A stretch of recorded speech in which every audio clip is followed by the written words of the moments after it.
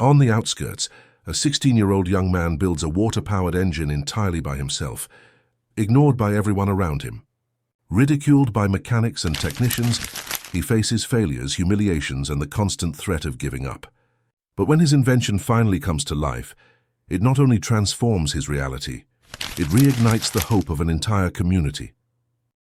The sun was already punishing the corrugated iron roof of Paradise Workshop when Matthew Oliver, just 16 years old, arrived for another day of work.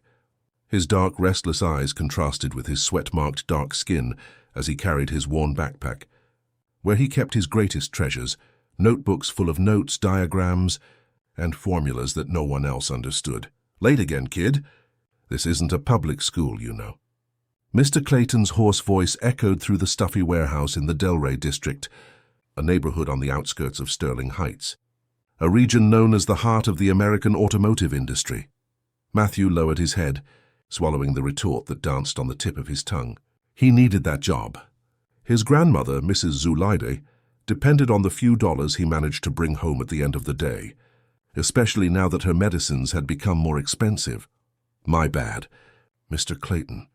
I had to take my grandma to the local clinic," he lied, knowing that the truth that he had spent the entire night testing his newest prototype would only bring more trouble. "Go take care of that Chevy Cruze with engine trouble." "Sounds like it's knocking a rod," the corpulent man ordered, returning his attention to an already yellowed parts catalog.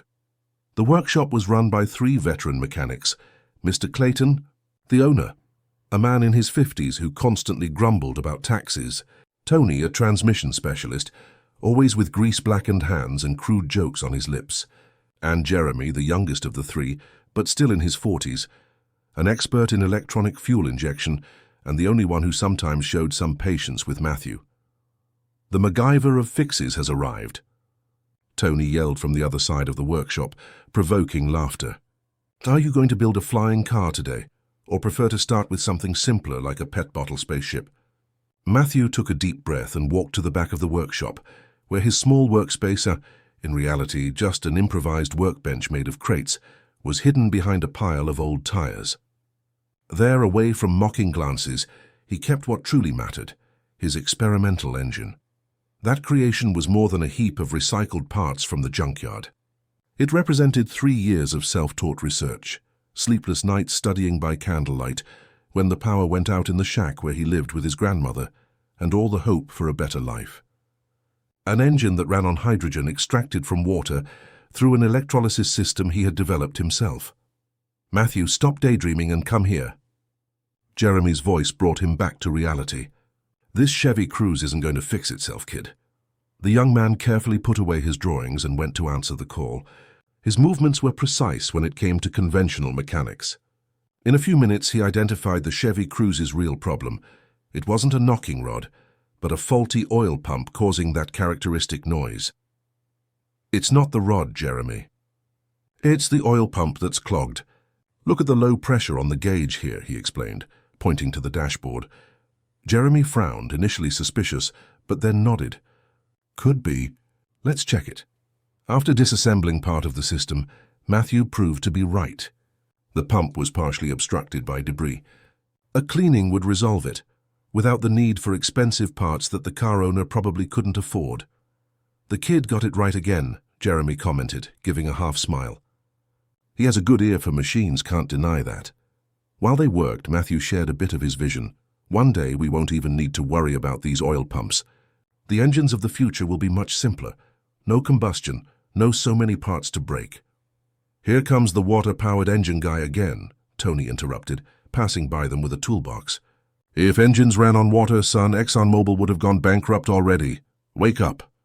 The afternoon followed its normal course, until a different roar caught everyone's attention. A black Audi A8 with tinted windows stopped in front of the workshop. The car, visibly out of its natural habitat in that humble neighborhood, caused immediate astonishment. "I think the rich guy got his GPS wrong," Tony joked, wiping his hands on his dirty overalls.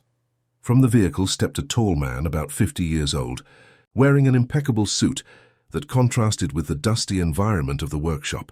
His dark glasses hid part of his expression, but it was impossible not to notice his authoritative posture. Good afternoon, gentlemen. My car started acting strangely a few miles back. Since I'm far from the dealership, I preferred to stop here, he explained in a calm, polite voice. Mr. Clayton stepped forward, visibly excited by the possibility of a big payday. Don't worry, sir. We have over 30 years of experience here. What's the problem? The engine is idling erratically and occasionally seems to lose power for a few seconds, the man explained.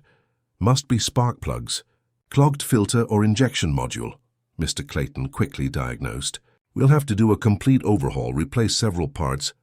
It'll cost a bit, but you know how these imported cars are, right? Matthew, who was observing everything from a distance, noticed something in the sound of the engine when the man started it to demonstrate the problem. It was subtle, but to his trained ears unmistakable. It's just the EVAP purge valve, he murmured to himself. What did you say, kid? Jeremy asked, being the only one to notice his comment. The EVAP system purge valve is stuck, Matthew repeated a little louder. You can hear it when the engine oscillates. It's creating too much vacuum in the tank. Mr. Clayton gave him a furious look. Shut your mouth, kid. Get back to your corner. But the visitor had heard. What did the young man say? Nothing, sir. This boy just makes things up. He's a bit of a daydreamer, Mr. Clayton tried to cover up. We'll do a proper diagnosis with equipment. The man in the suit turned to Matthew. Repeat what you said, please. There was an awkward silence. Matthew swallowed hard, feeling the weight of his boss's hostile stares, but something in the visitor's attentive gaze gave him courage. It's the fuel vapor recovery system's purge valve, sir. It opens and closes to control tank pressure. When it gets stuck, it causes exactly this behavior. The engine idles erratically because the fuel flow becomes irregular. The man tilted his head slightly, intrigued. And how did you diagnose that just by listening? The sound, sir. There's a specific hiss when the engine tries to compensate the air-fuel mixture. It's different from an injection or filter problem. And also, well, you can smell a faint fuel odor when the valve is stuck open. A discreet smile appeared on the visitor's face. Impressive. What's your name? Matthew. Matthew Oliver, sir. Edward Mendoza, the man replied, extending his hand for a formal shake. I'd like you to take a look at my car, Matthew Oliver. Mr. Clayton began to protest, but Edward interrupted him with a gentle gesture. If you don't mind, I'd like to see what this young man can do. He seems to have a special gift. Reluctantly, Mr. Clayton agreed, but not before giving Matthew a threatening look that clearly said, if you mess this up, you're out. The young man approached the Audi as one approaches a work of art. He asked Edward to start the engine again and listened carefully. Then he opened the hood and, with precise movements, identified the problematic valve. It's exactly what I thought. It's stuck in the semi-open position. It's a small part, sir. I can clean and readjust it in half an hour, no need to replace it. Edward looked at Mr. Clayton, who seemed disappointed by the simplification of the problem. How much would this intervention cost? Before the workshop owner could inflate the price, Matthew replied, It's a simple service. $80 for the work would be fair. $80? Mr. Clayton almost choked. Sir, a computerized diagnostic for an Audi already costs more than that. Edward smiled. I prefer Matthew's approach. Honesty is sometimes worth more than technology. You can start, young man. If this story interested you, don't forget to subscribe to our channel and tell us which city you are watching us from. We continue. I promise this will be the best story you will ever hear in your life. With skillful hands, Matthew began to work on the Audi A8. Focused, he ignored Mr. Clayton's glances, which alternated between worry and anger. Tony and Jeremy watched from a distance, curious to see if the kid with the crazy ideas would succeed or fail miserably.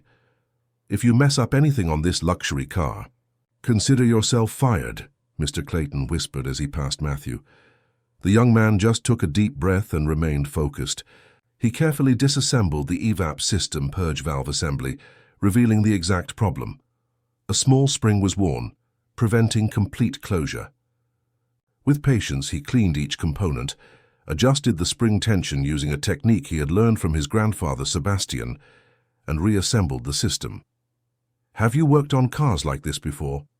Edward asked, closely observing the young man's meticulous work. No, sir. Matthew was honest, but I've studied a lot about modern injection systems. The physics behind them is the same. Only the arrangement and quality of the parts change. Where did you learn so much about mechanics at such a young age? Matthew hesitated for a moment. From my grandfather before he passed away. He was a mechanic at the old Ford Chrysler Alliance. After that, by studying on my own, I pick up used vocational school textbooks at the thrift store and watch a lot of videos when I can get internet access. Edward nodded, impressed by the young man's dedication. And do you attend regular school too? I try, sir. I'm in my second year of high school, evening classes, but I confess it's sometimes hard to balance with work here. After the intervention was finished, Matthew asked Edward to start the vehicle. The engine ran perfectly without oscillations. The discreet smile on the businessman's face confirmed the success of the repair. Perfect, Edward commented, visibly satisfied. How did you learn to diagnose problems just by sound? The sound of an engine tells a story, sir. Each component has its own voice. My grandfather taught me to listen to those voices since I was little. Mr. Clayton approached, already mentally calculating how much he would charge for the service, despite the price already stipulated by Matthew.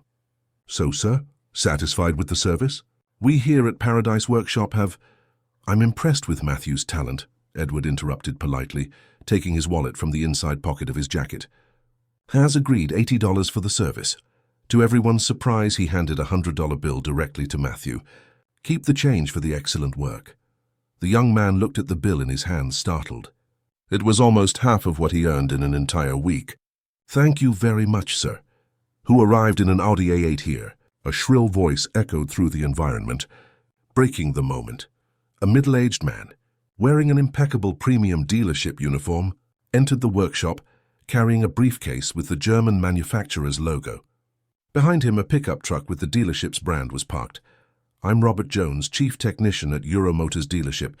I received an emergency call about an Audi A8 with problems on the highway.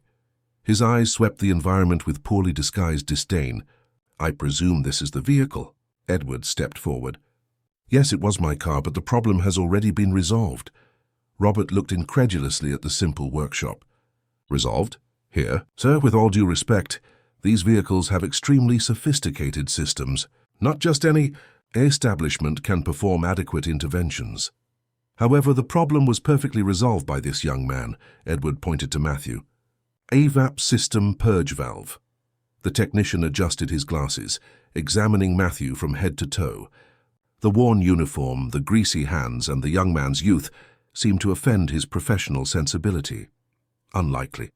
Allow me to check with the official equipment. Robert opened his high-tech briefcase, revealing a state-of-the-art diagnostic scanner. This equipment costs more than all the cars in this workshop combined. It doesn't lie.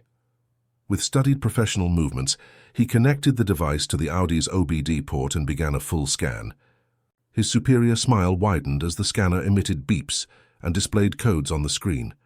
As I suspected, he exclaimed triumphantly. The vehicle has multiple fault codes: compromised intake system, inconsistent map sensor reading, atypical oxygen sensor response. This will require a complete intervention at the dealership. We're talking at least $8,000 in parts and service. Matthew bit his lip, hesitant. The authority of the uniformed technician with his cutting-edge equipment was intimidating, but he knew what he had seen and heard. Excuse me, sir, he finally said, addressing Robert. These codes are consequences, not causes. When the purge valve gets stuck, it creates negative pressure in the fuel system. This affects the readings of all these sensors, which generate error codes. But the root cause was just the valve. Robert laughed, looking at the other mechanics as if seeking accomplices for a joke. Young man, I have 15 years of official certification and direct factory training. Do you really think you know more than the official scanner? The scanner shows what's happening, but not why it's happening, Matthew replied calmly. If you clear the codes and test again, you'll see they don't return because I fixed the valve. Absurd. Robert was visibly irritated now. Mr. Mendoza, I strongly recommend you take your vehicle to the dealership immediately. This improvised repair could cause permanent damage to your Audi. Edward remained impassive, observing the dynamic with interest. I suggest a simple test. Clear the codes, as Matthew suggested, and let's take the car for a spin. If the problems persist, you were right. If not, the young man was. Reluctantly, Robert accepted the challenge. He cleared the error codes and Edward started the car again. The engine ran perfectly. "Let's take a drive," Edward invited, opening the passenger door for Robert. "Matthew, you come with us." The three went for an approximately 10-minute test drive through the neighborhood streets. When they returned, Robert was visibly disconcerted. The scanner detected no error codes. "Impossible," he murmured, checking the equipment repeatedly. "It's not impossible," Matthew explained gently. "It's just that the root cause was simpler than it seemed. Modern cars are like interconnected organisms. A small problem in a crucial component can appear as multiple failures." Robert looked at the young man with a mixture of confusion and reluctant admiration. How did you know that without equipment?" "I learned to listen to engines. And I learned from my grandfather that before looking at technology, we must understand the basic principles." A silence fell over the workshop. Even Mr. Clayton seemed impressed, though he tried not to show it. Edward watched everything with growing interest. Robert put away his equipment slowly, as if rethinking many things at once. "You have talent, kid. A rare talent these days." "Thank you, sir." "Actually," Edward intervened, "I'm curious about something else. Matthew, I heard you mention a personal project while you were working. Something about a different engine?" Matthew's face lit up for an instant, but soon dimmed as he heard Tony and Mr. Clayton's muffled laughter. "It's just a crazy idea of his," Mr. Clayton scoffed. "The kid thinks he can make an engine run on water. Pure waste of time." "Water?" Edward raised his eyebrows, genuinely interested. "Are you referring to a hydrogen system by electrolysis?" Matthew looked at Edward in astonishment.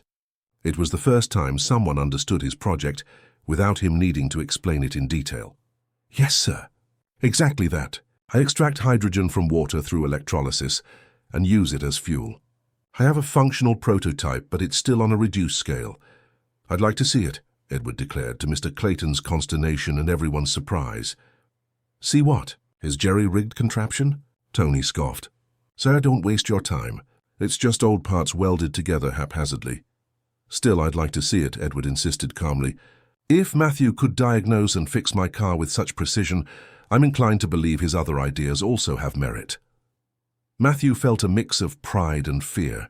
It was his big chance to show his invention to someone who seemed to truly understand, but it was also risky.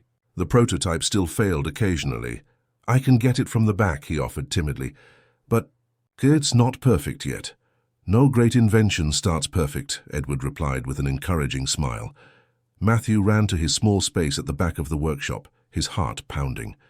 Carefully, he brought his greatest treasure, a compact engine made of recycled parts, connected to a small electrolysis cell, improvised with stainless steel from discarded cutlery. Robert, the dealership technician, watched with growing interest. Initially skeptical, his years of experience allowed him to recognize that, despite the improvised appearance, there was real ingenuity in the construction. "Does it work?" Edward asked, studying the mechanism. "Sometimes," Matthew admitted. "I'm still adjusting the water's conductivity and the ideal voltage to maximize hydrogen production without overheating." "Show us then, genius." Mr. Clayton provoked, clearly hoping for a fiasco that would end the unwanted attention on his assistant. Matthew connected the battery and started the process. The water in the cell began to bubble, small bubbles of hydrogen and oxygen forming on the metal plates. For a moment, everything seemed to work as planned. Then a small pop and a thin wisp of smoke indicated a short circuit. "See? Pure waste of time," Mr. Clayton laughed, satisfied. But neither Edward nor Robert laughed. Both watched intently, analyzing the prototype with experienced eyes. "What's the recurring problem?" Edward asked. Matthew, embarrassed by the failure, explained, "Tap water doesn't have consistent conductivity. I need specific electrolytes to increase efficiency, but I don't have access to them. I use what I can improvise." "Interesting," Edward murmured, exchanging a meaningful look with Robert. "Very interesting indeed." The day at Paradise Workshop ended with a strange atmosphere hanging in the air. After the experimental engine episode, Edward Mendoza exchanged contacts with Matthew, promising to return to talk more about the project. Robert, the dealership technician, who had initially challenged him, offered some technical tips before leaving. still visibly impressed with the young man's intuitive knowledge. When everyone was gone, Mr. Clayton called Matthew for a private conversation at the back of the workshop. "Listen here, kid," he began with a raised finger. "Today you got lucky, but don't kid yourself. Tomorrow that rich guy won't even remember you exist. This talk about a water-powered engine is crazy, and you should stop it before it scares away real customers." Matthew just nodded, keeping his own opinions to himself. He had learned early on that arguing with Mr. Clayton only brought more trouble. "And another thing," the boss continued, "those $100 the man gave you, 70 are mine. After all, you used my tools and my space." Reluctantly, Matthew handed over most of the money, keeping only $30 in his pocket. It would be enough to buy some of his grandmother's medicine, at least. The walk home never seemed so long. The Delray district, on the outskirts of Sterling Heights, was almost an hour's walk from the workshop. Matthew usually walked to save money on transportation. As he walked through the dimly lit streets, his mind buzzed with ideas. Edward's interest in his project rekindled his hopes. Maybe it wasn't just an impossible dream after all. Upon arriving at the small shack he shared with his grandmother, he found Mrs. Zuleida sitting on the improvised porch, breathing with difficulty. "Grandma, have you taken your medicine today?" he asked worriedly, sitting beside her. "It ran out yesterday, my dear," she replied in a weak voice. "But don't worry, I've been through worse." Matthew held the elderly woman's calloused hands, feeling a tightness in his chest. Mrs. Zuleida, at 72, suffered from chronic respiratory problems, aggravated by years of working in textile factories without adequate protection. She was his only family since his grandfather Sebastian passed away 5 years ago. "Tomorrow I'll buy more, Grandma. I got some extra money today." The old woman's tired eyes lit up. "Did something good happen at the workshop?" Matthew smiled, recounting the day's events, excited as he spoke about Edward's interest in his engine. Mrs. Zuleida listened attentively, pride etched on her wrinkled face. "Your grandfather always said you'd go far, my dear. He recognized that spark in your eyes." She squeezed her grandson's hand. "The same spark he had when he was young." Sebastian Oliver had been more than a grandfather to Matthew. He was his mentor, his teacher, and his greatest encourager. A former mechanic at the Ford Chrysler Alliance, he possessed extraordinary practical knowledge, which he passed on to his grandson during the long afternoons they spent together in the small improvised workshop at the back of the house. It was he who, before he left, planted the seed of the hydrogen engine dream. "Water, Matthew," he used to say, "is the fuel of the future. Whoever manages to master this technology will change the world." After a simple dinner, rice, beans, and a fried egg, Matthew retired to his tiny room, little bigger than a closet. There, by the light of a dim lamp, he pored over his notebooks, redesigning the engine project with new ideas that had emerged after the conversation with Edward and Robert. The main problem remained the water's conductivity. He needed specific electrolytes to increase the efficiency of the electrolysis process. In theory, it was simple. Apply electric current to water with dissolved minerals to separate hydrogen from oxygen. In practice, without the right materials, the process was inefficient and unstable. He fell asleep over his notebooks, dreaming of a future where his invention would revolutionize the American automotive industry. The next morning, he woke to the sound of heavy rain beating on the corrugated iron roof. A persistent leak formed a puddle in the corner of the room, wetting some of his drawings. Quickly, Matthew gathered his precious notebooks, protecting them from the infiltrating water. "Another rainy day. Another day of leaks," sighed Mrs. Zuleida, already up in the small kitchen preparing weak coffee. "I'll put out the pans to catch the water. One day we'll have a house without leaks, Grandma." "I promise," Matthew said with conviction, helping her distribute containers strategically around the room. That morning, before going to the workshop, Matthew stopped at the local pharmacy to buy his grandmother's medicine. With only $30, he could only afford a few pills, not the full box that would last the entire month. It was better than nothing, he thought, carefully putting the medication in his pocket. He arrived at Paradise Workshop earlier than usual, hoping to have a few minutes to work on his prototype before the others arrived. To his surprise, he found Robert, the Euro Motors dealership technician, waiting at the door. "Good morning, Matthew," he greeted with a friendly smile, very different from the arrogance of the previous day. I hope you don't mind the surprise visit." "Good morning, Mr. Robert," he replied, confused. "Did something happen to Mr. Mendoza's Audi?" No. The car is perfect." Robert adjusted his glasses. "Actually, I came because of your project. I haven't been able to stop thinking about it since yesterday." Matthew's heart raced. "Really? You're interested in my engine? Let's say you've piqued my professional curiosity." Robert took a small box from the backpack he was carrying. "I brought some things that might help. High-purity electrolytes, platinum catalysts for the plates, materials that would be difficult for you to get around here." Matthew looked at the box as if it were a treasure. "Hey, I don't know how to thank you." "No need to thank me. Consider it an investment in the future," Robert smiled. "Besides, I confess I'm intrigued. I've spent 15 years working with cutting-edge automotive technology. But sometimes the most disruptive innovation comes from where you least expect it." Before they could continue their conversation, Tony and Jeremy arrived, casting curious glances at Robert. Soon after, Mr. Clayton appeared, visibly annoyed by the technician's presence. "What are you doing here? Is there another problem with that Audi?" he asked without hiding his displeasure. "No, just an informal visit," Robert replied calmly. "I was talking to Matthew about some technical concepts." "Well, know that this is a workplace, not a classroom," Mr. Clayton retorted. "And you, kid, have a paleo waiting for an oil and filter change." "Get to it." Matthew quickly put away the box Robert had given him and went to answer his boss's call. Throughout the morning, he worked on the cars that appeared in the workshop, but his mind was on the project and the new materials he could test. At lunchtime, while eating a bologna sandwich sitting at the back of the workshop, Robert approached him again. "I have a proposal for you." "Matthew," he said, sitting beside him, "what do you think about coming with me to the dealership at the end of the day? We could test your prototype in the technical lab. There we have equipment that would allow us to precisely measure the efficiency of your system." The offer was tempting, but Matthew hesitated. "I don't know, Mr. Robert. Mr. Clayton won't like it if I leave early. Don't worry about that. I'll talk to him. Besides," Robert lowered his voice, "Edward Mendoza asked me to technically evaluate the viability of your project. He's really interested, Matthew." The revelation hit like a bomb. "Mr. Mendoza asked that? Did he mention anything about investing or—" "I can't give details, but let's just say he was very impressed yesterday. And Edward Mendoza is not just any man.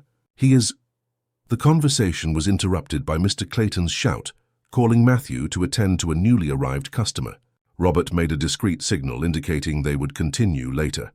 The afternoon dragged on with Matthew divided between work and anxiety about the possible visit to the dealership. Around 4 o'clock, to his surprise, Mr. Clayton called him. "The technician spoke with me," he said with evident displeasure. "He said he's taking you to see the dealership. Normally I wouldn't allow it, but—" Mr. Clayton hesitated, as if the next words caused him physical pain. "It seems this Edward Mendoza is a big shot. Owner of Phoenix Motors or something." Matthew's eyes widened. Phoenix Motors was one of the largest domestic automakers, known for investments in cutting-edge technology. "So, kid, you can go, but be early tomorrow, understood? And don't get ahead of yourself. One swallow doesn't make a summer." Matthew nodded, trying to contain his excitement. Quickly, he gathered his prototype and his notebooks, carefully placing everything in his worn backpack. Robert was already waiting for him in his car, a well-maintained black Honda Civic. The trip to Euro Motors dealership, located in the affluent Bloomfield Hills area, took almost an hour in Detroit's chaotic traffic. During the journey, they talked about mechanics, engineering, and dreams. "You know, Matthew, I started like you," Robert revealed. "My father had a small workshop in Inkster. I used to fix neighbors' motorcycles to earn some pocket money. I only managed to study because I got a scholarship to a technical institute." "Really?" Matthew was surprised by the revelation. "I never imagined. We shouldn't judge a book by its cover, should we?" Robert smiled. "Yesterday I did that with you. I thought you were just a kid from the slums playing mechanic. I proved myself completely wrong." Upon arriving at the dealership, Matthew was dazzled. The glass-fronted modern building housed dozens of luxury cars in an impeccable showroom. Robert led him through a side door, using his badge to pass security, to a technical laboratory at the back of the complex. "Welcome to our diagnostic and research center," he announced, turning on the lights that revealed an environment filled with state-of-the-art equipment. "Here we test prototypes, develop solutions for complex problems, and occasionally," he winked, "bring to life crazy ideas from young geniuses." Matthew could barely believe it. It was like entering one of those laboratories he only saw in science fiction movies.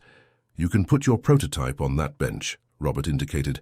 "Let's see what this water-powered engine can really do." Carefully, Matthew set up his system on the designated bench. Robert connected sophisticated sensors and meters, typing commands into a computer that displayed real-time graphs.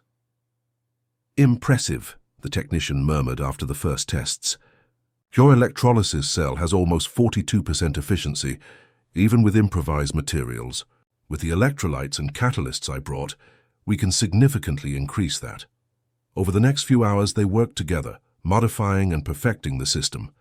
Robert brought materials from the dealership's stock, replacing improvised parts with professional components. Matthew absorbed every detail, fascinated by the possibilities opening up. "If we can increase efficiency to at least 70% and resize the system for a real scale." Robert made quick calculations on a tablet. Theoretically, it would be viable for automotive application. "Do you really think it can work?" Matthew asked, almost disbelieving. "I think it's already working," Robert replied, pointing to the small engine that now spun smoothly, powered by the hydrogen produced in the improved cell. "The question is, can we scale this?" A new test began. This time, with all improvements implemented, the system achieved 68% efficiency. "Incredible," Robert murmured, looking at the results. "Simply incredible." At that moment, the laboratory door opened. Edward Mendoza entered, accompanied by two men in suits whom Matthew didn't know. "Looks like you're having success," Edward commented with a smile, observing the prototype in operation. "More than we expected," Robert replied enthusiastically. "The concept is viable, Edward. With adequate resources, we could develop a full-scale model." Edward approached, attentively studying the system. "Matthew, do you realize what you've created here?" The young man swallowed hard, intimidated by the presence of the other men. "It's just an idea I developed based on my grandfather's teachings." "It's much more than that," Edward replied seriously. "It's potentially revolutionary." Matthew felt a chill in his stomach as Edward Mendoza and the two men in suits watched his prototype working. The dealership lab room, once spacious, seemed to have shrunk with the imposing presence of those figures. "Allow me to introduce," Edward said, indicating his companions. "This is Charles Aguilar, Director of Innovation at Phoenix Motors, and Andrew Foster, our legal counsel." Matthew shook the extended hands nervously.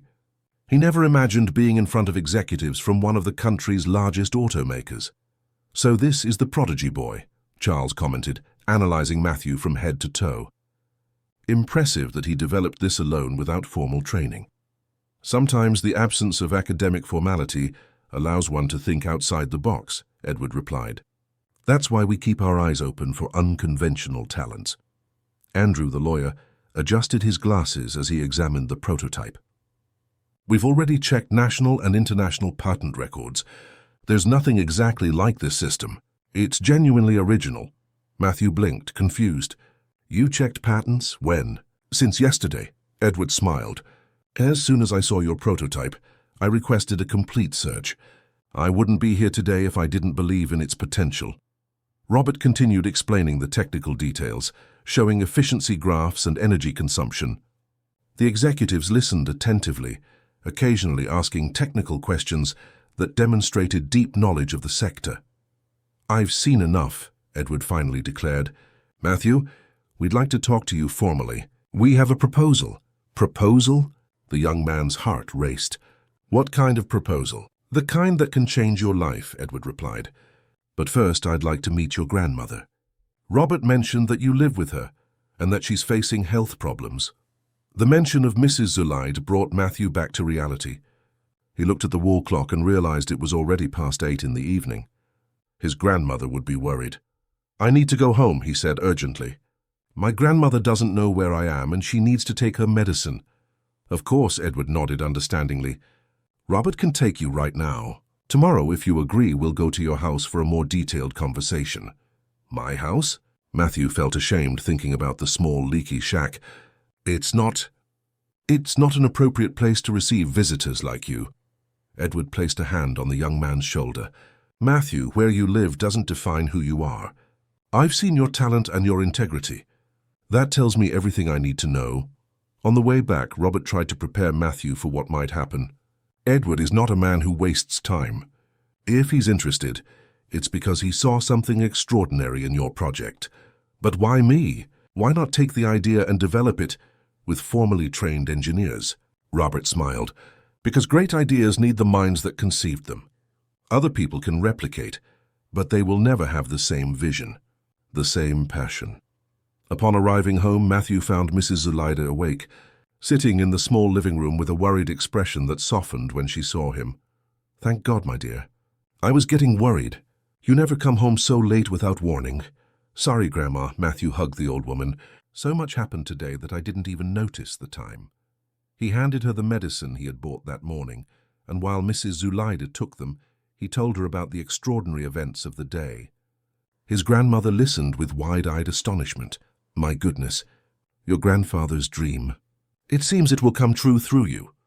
It's still too early to say, Grandma. But tomorrow they want to come here, talk to us. Matthew looked around, embarrassed by the simplicity of the house. I think we should tidy up a bit. Nonsense, exclaimed Mrs. Zuleida with surprising energy. Our house is humble but clean and honest. If they are real people, they will respect that. The next morning, Matthew woke up early and even so found his grandmother already up, cleaning the house with a vigor she hadn't shown in a long time. She had hung the best towels, placed wildflowers in an improvised vase, and even unearthed a set of teacups they rarely used. Grandma, you don't need to exert yourself so much, Matthew protested, worried about her health. A special day deserves special preparation, she replied simply, continuing her chores. Matthew decided not to go to the workshop. Instead, he called Jeremy, explained the situation, and asked him to inform Mr. Clayton. Then, he helped his grandmother with the preparations, nervous about the idea of receiving such important people in his humble home. Around 10 in the morning, they heard the sound of cars stopping on the dirt lane in front of the house. Through the window, Matthew saw 3 luxury vehicles parking, immediately attracting the attention of the neighbors. Edward Mendoza got out of the first car, accompanied by Robert. From the other vehicles emerged Charles Aguilar, Andrew Foster, and 2 other people carrying folders and equipment. Matthew took a deep breath and went to greet them at the door. Good morning, Matthew, Edward greeted cordially. I hope we're not too early. No, sir. We're expecting you. Mrs. Zuleida appeared, leaning on an improvised cane. Welcome to our home, gentlemen. The meeting in the small living room was surprisingly natural. Mrs. Zuleida, with the wisdom of her years, led the initial conversation with a dignity that impressed the visitors. She offered coffee and simple biscuits, which Edward and the others accepted with genuine appreciation. After the initial greetings, Edward got straight to the point. Mrs. Oliver, Matthew, we are here because we believe your grandson's project has extraordinary potential. Phoenix Motors would like to make a formal proposal. Andrew, the lawyer, opened his briefcase and pulled out some documents. Actually, we have 2 distinct proposals for you to consider. Edward continued. The first option is as follows.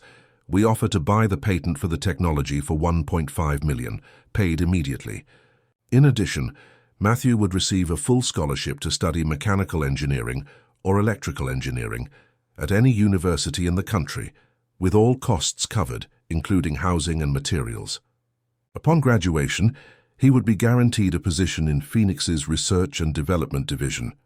Matthew and Mrs. Zuleida exchanged astonished glances. It was more money than they had ever imagined.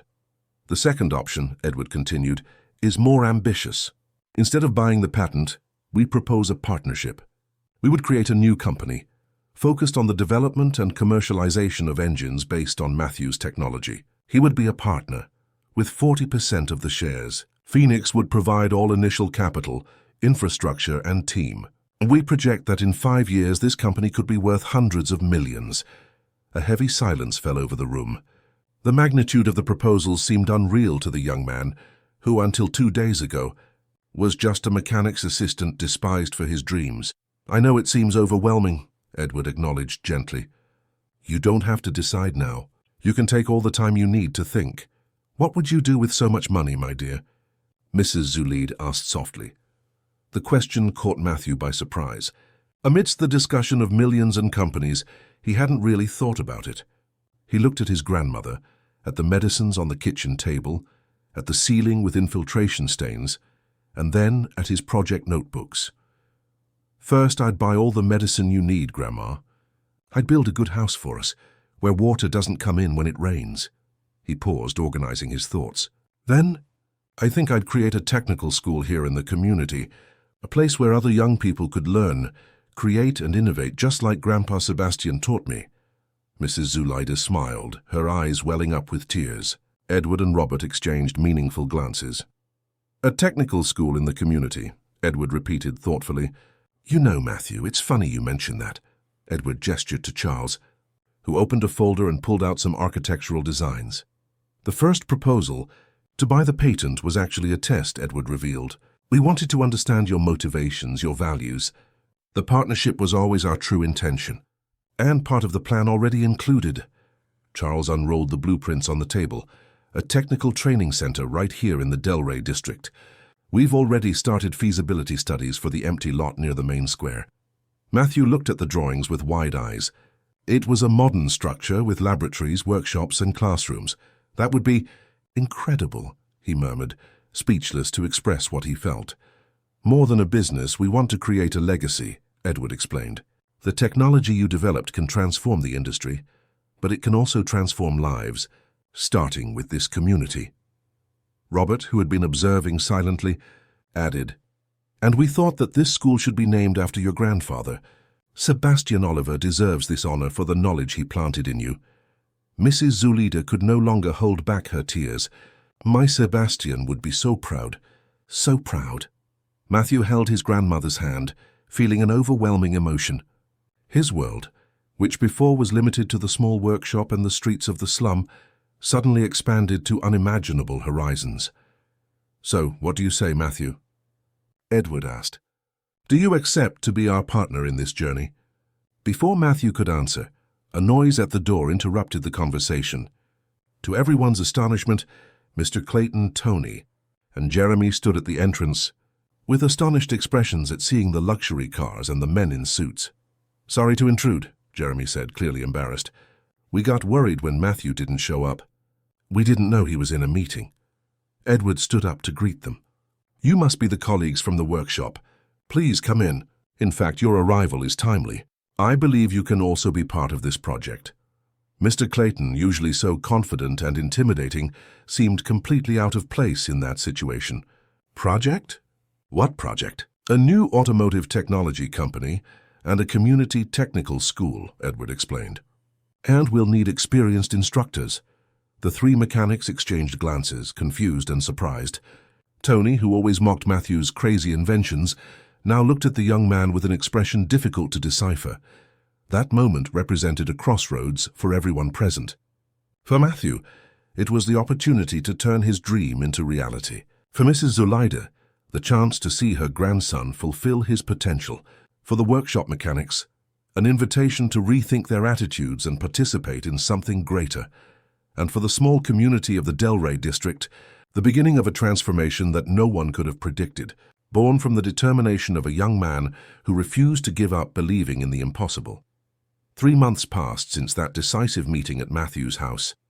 What once seemed an impossible dream now took concrete shape in the lives of everyone involved.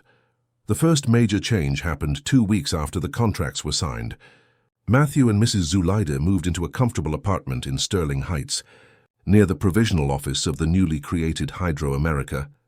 The company formed in partnership with Phoenix Motors to develop and commercialize hydrogen engine technology. The apartment had 3 bedrooms, one specially adapted for Mrs. Zulide with grab bars, non-slip flooring, and a hospital bed that alleviated her back pain.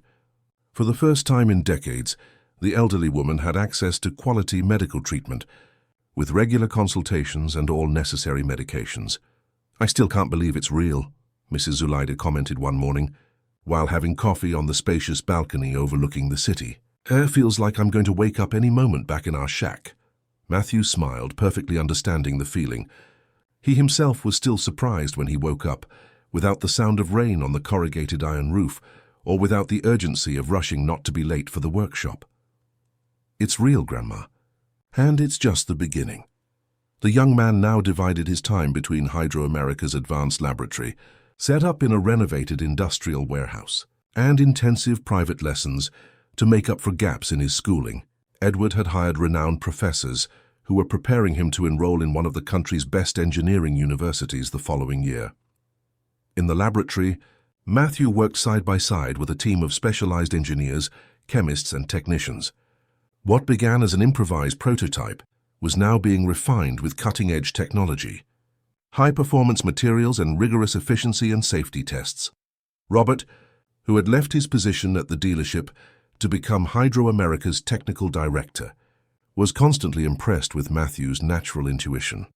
"It's incredible how you can visualize solutions that engineers with doctorates don't see," he commented one day, as they analyzed the results of a system stress test. "I think it's because you weren't conditioned to think within academic standards." Matthew scratched his head, still uncomfortable with compliments. "I just think differently, because I learned from my grandfather to observe problems from multiple angles. He always said the simplest solution is usually the best.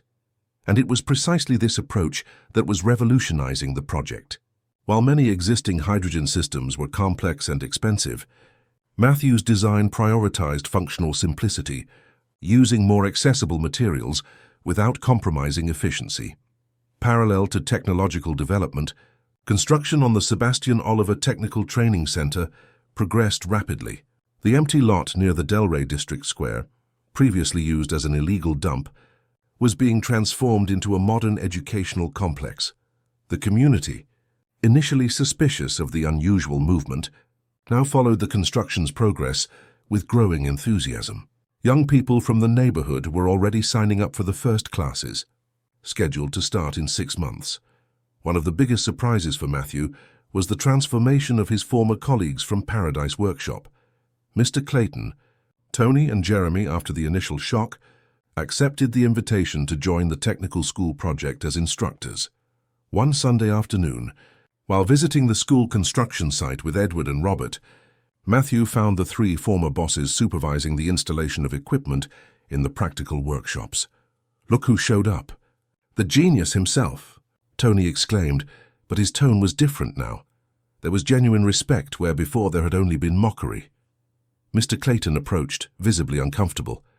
Since everything had happened, he and Matthew hadn't really talked. "Kid, I don't quite know how to say this." The older man scratched his head, searching for words. "I think I owe you an apology. For everything. For the way I treated you, for the times I laughed at your dream." Matthew felt a lump in his throat. He had never expected this moment. "No need, Mr. Clayton, it's all right." "No, it's not," the mechanic insisted. "I spent my life mocking dreamers like you, calling those who thought differently crazy. And look at the result." He gestured, encompassing the entire construction complex. "You're changing the future, while I spent 30 years changing oil and complaining about life." Jeremy, always the most sensitive of the 3, intervened. "The important thing is that now we're all in this together, and ready to help train the next generation of Matthews out there." The conversation was interrupted by a group of local teenagers who shyly approached, recognizing Matthew. In recent months, he had become a kind of celebrity in the neighborhood, the community boy who invented a revolutionary engine. "Is it true we'll be able to study here for free?" asked one of the boys, about 14 years old. "Completely free," Matthew confirmed, "with materials, uniform, food, and scholarships for the best students." The young people's eyes sparkled. For many of them, raised amidst a scarcity of opportunities, that school represented a real chance for a future. "And is it true you invented a car that runs only on water?" asked another boy. Matthew smiled. "It's not quite like that. The car uses hydrogen that is extracted from water. But yes, basically that's it." "Wow, you're like the American Tony Stark," exclaimed a third, provoking laughter. Edward, who was observing the scene with a smile, commented discreetly to Robert, "That's why we invested in him. It's not just about the technology, but about the impact an example like his can have." Robert nodded. "A ripple effect. How many of these kids will be inspired to pursue their own dreams now?" The following week, An important milestone was reached in the Hydro America laboratory. The first full-scale prototype, installed in a test car, successfully completed a series of performance, range, and safety evaluations. "The numbers are better than we expected," Charles Aguilar announced during a meeting with the entire team. 72% efficiency, 370 miles range, 15-minute system recharge time, and 0 pollutant emissions. Ladies and gentlemen, this is not just a success, it's a revolution. Applause echoed through the laboratory. For Matthew, it was difficult to contain his emotion at seeing his dream materialized in impressive technical data. Edward stood up, asking for silence. "We still have a lot of work ahead, but today we take a decisive step. Next week, we will make the official announcement to the press. In 6 months, we will start pilot production. And in a year, if all goes as planned, we will launch the first affordable American car powered by hydrogen." More applause, followed by a champagne toast, except for Matthew, who was still underage and received orange juice in his glass. That night, upon arriving home, he found Mrs. Zulaida watching a television program about technological innovations that, coincidentally, spoke about electric cars and sustainable alternatives. "Look, my dear, they're talking about what you do," his grandmother exclaimed proudly. Matthew sat beside her, telling her about the day's advancements. As he spoke, he noticed that his grandmother seemed more flushed, stronger. The treatments were having a visible effect. "Do you know what your grandfather would say now?" Mrs. Zulaida asked with a nostalgic smile. "What, Grandma?" "He'd say, 'Didn't I tell you the boy would go far? That spark in his eyes doesn't fool anyone.'" Both laughed, feeling Sebastian's presence hovering like a blessing over their achievements. As the week progressed, intense preparations were made for the official announcement of the project to the press. Phoenix Motors mobilized its public relations department, and the story of the young genius from the outskirts began to strategically leak to some media outlets. On the eve of the big announcement, Matthew faced a crisis of insecurity. The magnitude of what was happening finally hit him with full force. "What if it doesn't work?" he confided to Robert as they finalized some adjustments to the prototype. "What if there's a failure during the demonstration? All these people investing, believing." Robert placed a hand on the young man's shoulder. "Matthew, you need to understand one thing. No innovation is risk-free. Edison failed thousands of times before creating the light bulb. The important thing is not the absence of errors, but persistence in the face of them. But now it's not just me. There's the company, the jobs, the school. That's exactly why it will work," Robert affirmed with conviction, "because it's no longer just about an engine or a technology. It's about people, about transformation, about hope." That night, Matthew could barely sleep. He tossed and turned in bed, mentally reviewing every detail of the project, every possible question that might arise at the press conference. At dawn, he put on the new suit that Edward had insisted on buying him, his first suit ever. He looked at himself in the mirror, almost not recognizing the confident-looking young man staring back at him. "I'm proud of you, my dear," Mrs. Zulaida said, adjusting his tie. "More proud than words can express. Thank you, Grandma, for everything, for never doubting even when I doubted myself." They hugged for a long time, until the doorbell rang, announcing the arrival of the car that would take them to the big event. Phoenix Motors headquarters, located in an imposing building in Detroit, was filled with journalists, executives, politicians, and curious onlookers. In the parking lot, protected by a tarp with the company's logo, was the first official car equipped with the engine developed by Matthew. Backstage, Edward gave the final instructions.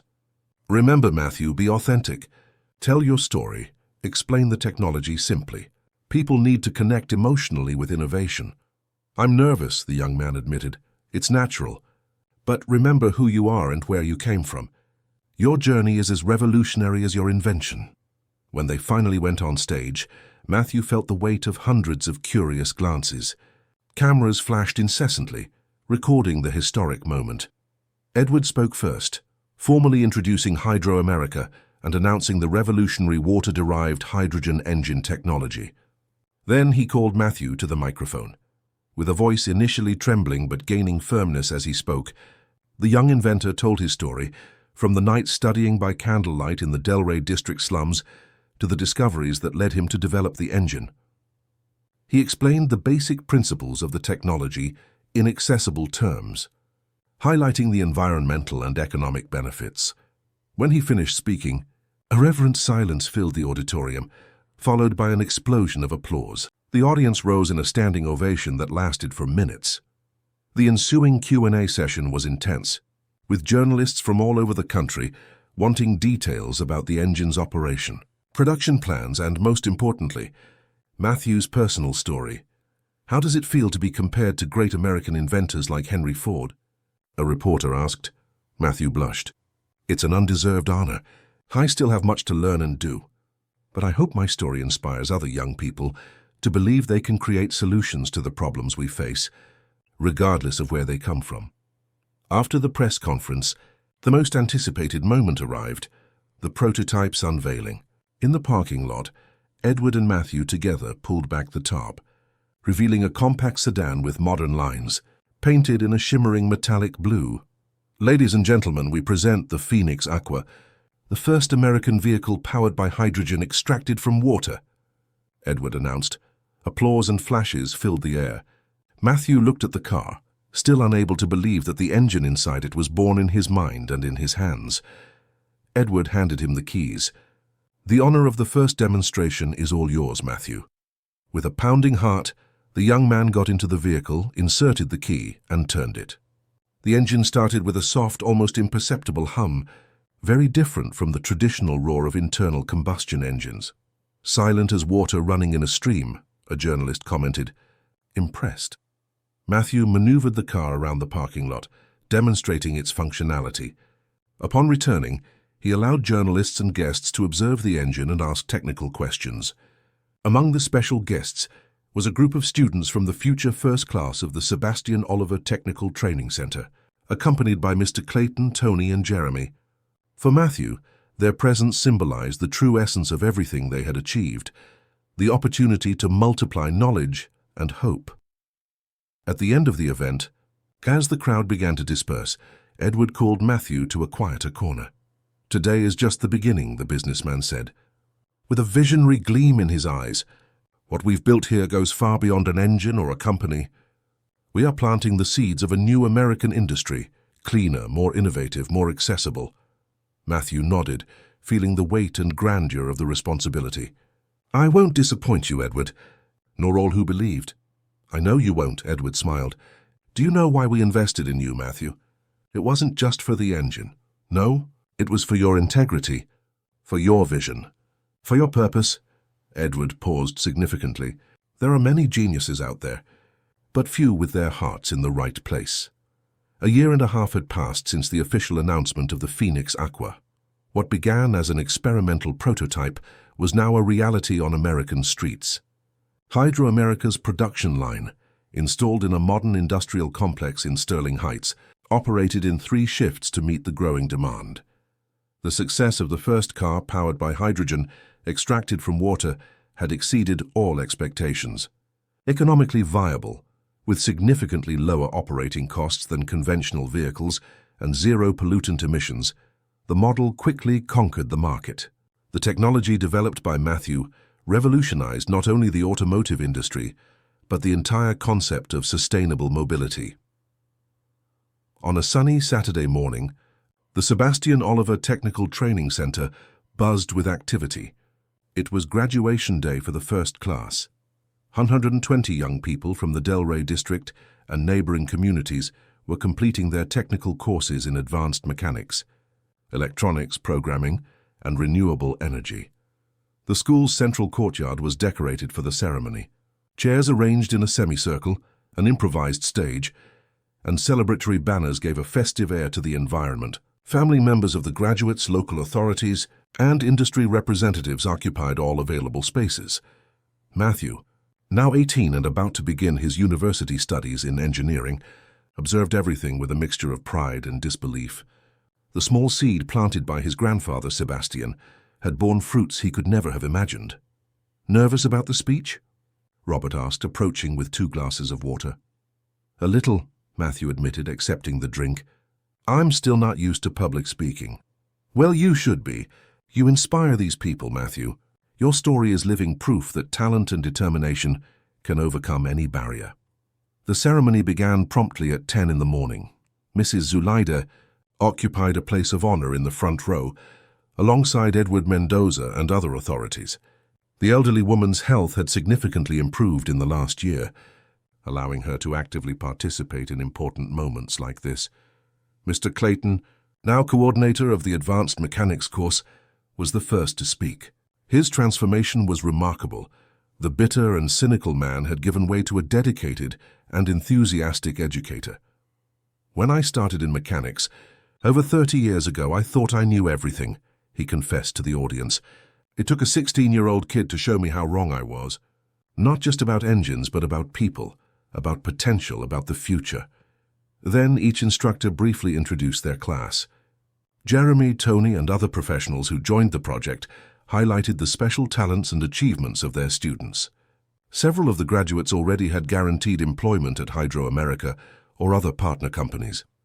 When it was Matthew's turn to speak, a respectful silence fell over the environment. The young inventor, wearing an impeccable navy blue suit, walked onto the stage with firm steps, very different from the insecure teenager of just 2 years ago. "Good morning to everyone," he began in a clear voice. "Today we celebrate not only the graduation of 120 exceptional technicians, we celebrate the proof that knowledge and opportunity, when combined, can transform not only individuals but entire communities." Matthew paused, looking at the attentive faces in front of him. "I grew up hearing that dreams like mine were crazy, that people like us don't invent, don't create, just survive. My grandfather Sebastian was the first person to show me that this was a lie." A murmur of approval ran through the audience. Many there knew this limiting narrative well, repeated generation after generation in American working-class communities. What I discovered on my journey is that the United States is full of unknown geniuses, people with extraordinary intelligence, limitless creativity, and admirable work ethic. What's lacking is not talent, it's opportunity. Matthew gestured to the graduates. Each of you is proof of that. Many here were underestimated, as I was. Many were told their dreams were too big.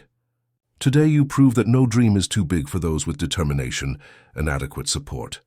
Among the graduates, Matthew recognized several familiar faces. Young people who once wandered aimlessly through the neighborhood streets were now preparing for promising careers. The social impact of the project went far beyond technology or commercial success. The Sebastian Oliver Center is not just a school. It is a beacon, a starting point, a symbol of what we can achieve when we believe in each other's potential. Applause momentarily interrupted the speech. Matthew took the opportunity to drink a sip of water and organize his thoughts. Today also marks another special moment. I am pleased to announce that Hydro America and Phoenix Motors are launching a research scholarship program. Annually, 20 students graduated from this institution will receive full support to attend universities in the areas of technology and engineering, with guaranteed paid internships and the possibility of employment upon completion of the course. The news was met with enthusiasm by the audience. For many of those young people, access to higher education was still a distant dream. Furthermore, we are expanding the Sebastian Oliver Center model. In the next 2 years, similar units will be inaugurated in communities in Detroit, Miami, and New Orleans, bringing similar opportunities to more young Americans. The applause intensified. Mrs. Zulaida could not hold back her tears of pride. "Finally," Matthew continued, "I would like to share that the Phoenix Aqua 2.0, which will be launched next month, will have a special differential. Part of it was developed by students from this first class during their internships at Hydro America." He indicated 5 young people among the graduates, who shyly stood up to applause. They perfected the hydrogen refueling system, reducing the necessary time from 15 to just 8 minutes. Her significant advance that shows the talent that exists here. Concluding his speech, Matthew asked all the graduates to stand up. The sea of smiling young people in their blue gowns represented much more than the success of an educational program. It was the concrete symbol of an ongoing social transformation. So you are living proof that true innovation is not born only in expensive laboratories or elite universities. It is born from real need, from creativity fueled by scarcity, from determination forged in difficulties. Carry this truth with pride, wherever your careers take you. The ceremony continued with the presentation of certificates.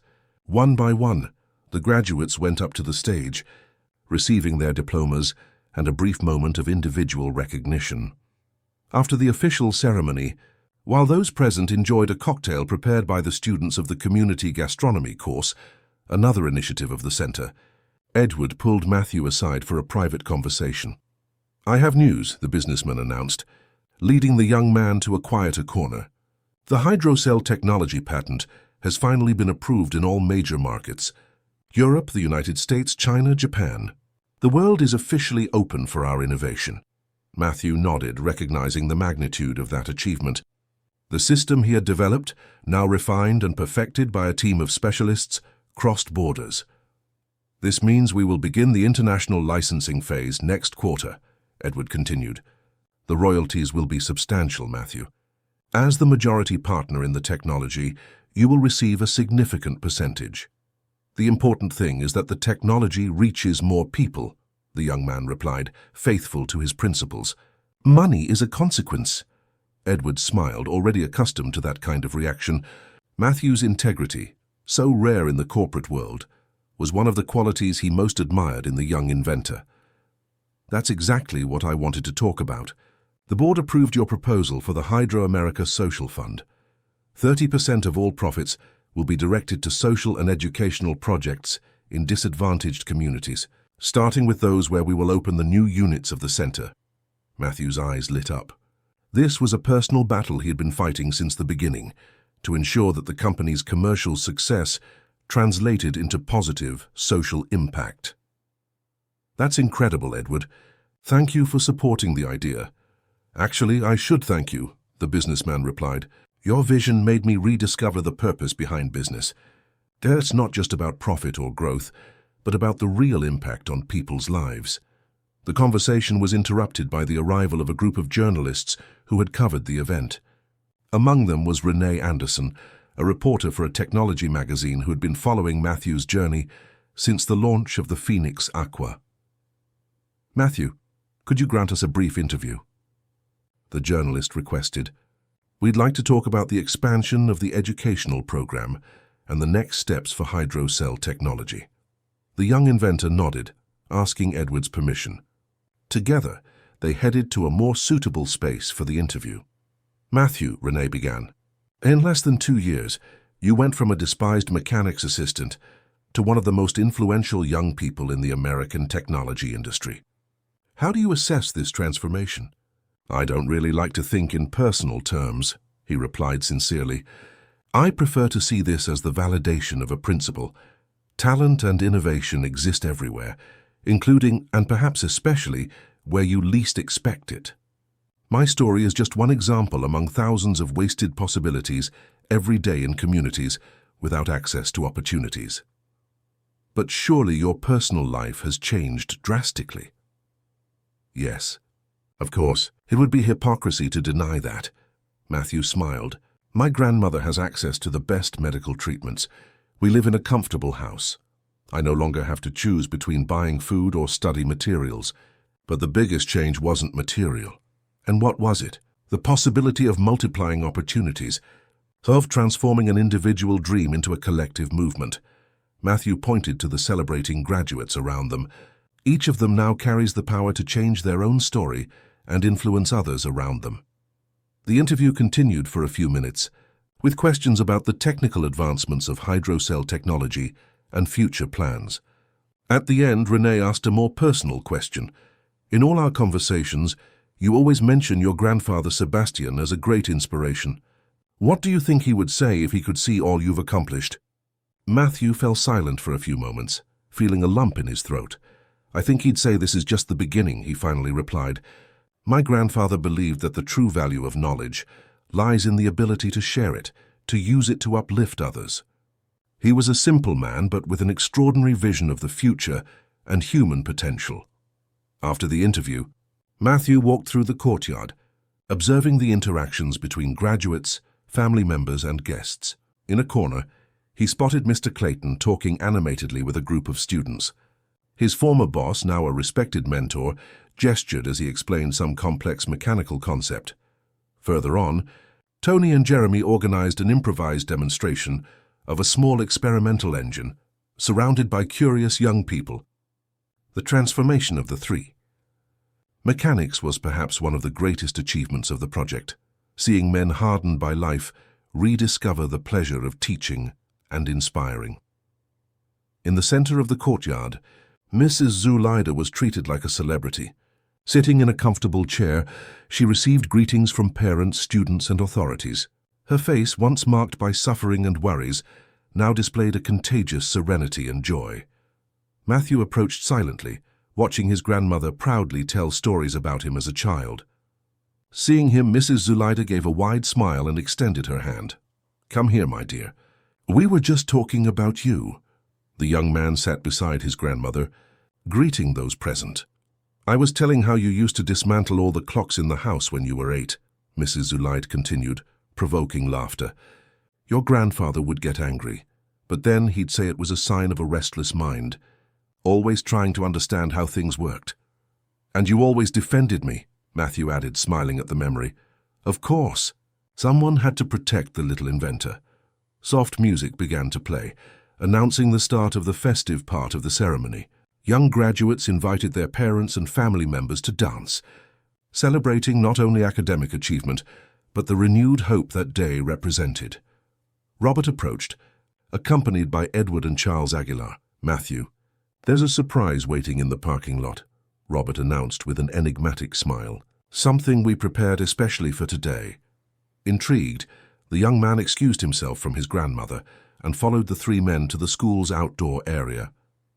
There, covered by a blue tarp with the Hydro America logo, was a medium-sized object. "What is that?" he asked, curious.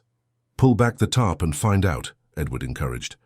Carefully, Matthew removed the fabric, revealing a compact engine mounted on a polished metal base.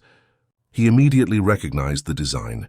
It was a refined and elegant version of his original prototype, the same one he had built with improvised parts in Paradise Workshop.